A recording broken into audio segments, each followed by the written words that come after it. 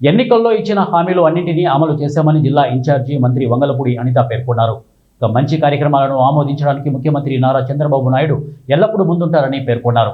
గత ప్రభుత్వం వాహన మిత్ర పేరుతో 10,000 రూపాయలను ఇచ్చేదని, ఈ మొత్తం సరిపోదని భావించిన ముఖ్యమంత్రి 15,000కు పెంచుతూ ఈ పథకాన్ని కొనసాగించారని తెలిపారు.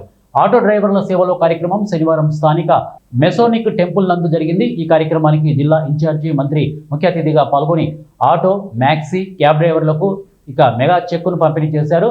జిల్లాలో 15,479 మంది లబ్ధిదారుల ఖాతాల్లో 23,21,85,000 రూపాయలను నేరుగా జమ చేయడం జరుగుతోందని మంత్రి తెలిపారు. ఈ సందర్భంగా మంత్రి మాట్లాడుతూ ఆటో డ్రైవర్లు కూటమి ప్రభుత్వం సంక్షేమం దిశగా మరో అడుగు వేసిందని, ఇప్పటికే పెద్ద ఎత్తున సంక్షేమ పథకాలు అమలు చేస్తున్న ప్రభుత్వం అని వారు అన్నారు. ఈ క్రమంలో డ్రైవర్ల సంక్షేమం కోసం ఆటో డ్రైవర్ సేవలో పథకానికి శ్రీకారం చుట్టామని, రాష్ట్రంలోని సొంత auto rickshaw, motor cab, maxi cab డ్రైవర్లు ఆర్థికంగా అండగా నిలబడేందుకు ప్రభుత్వం ప్రతిష్టాత్మకంగా ఈ పథకం రూపొందించడం జరిగిందని వారు అన్నారు. స్త్రీశక్తి వలన ఆటో డ్రైవర్లు కొంత ఆదాయాన్ని కోల్పోతున్నామని ముఖ్యమంత్రి దృష్టికి తీసుకురాగానే వారికి ఆర్థిక సహాయం క్రింద సంవత్సరానికి 15,000 రూపాయలను ఇచ్చేందుకు కేబినెట్లో ఆమోదించడం జరిగిందని వారు తెలియజేశారు. సూపర్ 6 ఎప్పుడు అని విమర్శించే వారి కళ్ళు తెరిపించేలా స్త్రీశక్తి పేరుతో మహిళలకు ఉచిత బస్సు ప్రయాణం పథకాన్ని అమలు చేయడం జరిగిందని తెలిపారు. ఇది పేదల సేవలో ప్రభుత్వం అని, రోజులో ముఖ్యమంత్రి 18 గంటల పేదల కోసమే ఆలోచిస్తుంటారని పేర్కొన్నారు. రాష్ట్రంలో తల్లికి వందనం పథకాన్ని, అన్నదాత సుఖీభావ పథకం ద్వారా రైతుకు సాయం అందిస్తున్నామని తెలిపారు. ఈ కార్యక్రమంలో జిల్లా కలెక్టర్ ఎస్ రామసుందర్, అలాగే విజయనగరం శాసనసభ్యులు Pusapati Aditi Gajapathiraju, Kapu corporation SSV, BJP జిల్లా అధ్యక్షుడు Rajesh Varma, deputy commissioner of transport Manikumar, ఎంవీఐలు, లబ్ధిదారులు పాల్గొన్నారు. కంపల్సరిగా పేదల సేవలో ఎన్డీఏ కూటమి ప్రభుత్వం ఉండాలనే ఉద్దేశంతో డెఫినెట్గా ఎవరైతే ఏ కార్యక్రమాలు అయితే చేస్తున్నారో చూసుకొని దానికి తగ్గట్టుగా మేనిఫెస్టోని ప్రిపేర్ చేసుకోవడం జరిగింది.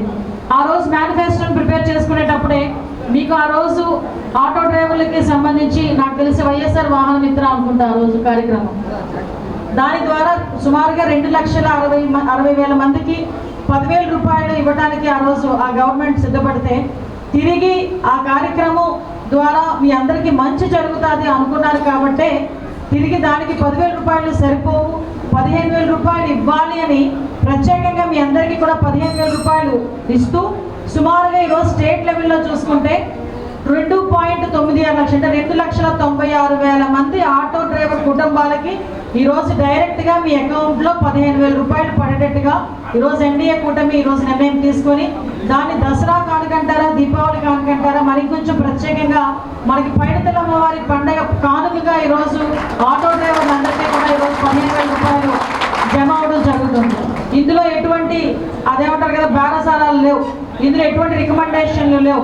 మీరు డైరెక్ట్గా అప్లికేషన్ పెట్టుకున్నారు, మీ అప్లికేషన్లో పారామీటర్స్ చూసుకున్నారు, డైరెక్ట్గా అందులోని రాజకీయాలకు అతీతంగా వాళ్ళు మా పార్టీ వల్ల, వీళ్ళ పార్టీ వల్ల, ఏ పార్టీ కొట్టేశారన్నది కాకుండా కంపల్సరీగా ఆటో డ్రైవర్లందరికీ కూడా ఇవ్వాలి అనుకున్నాం.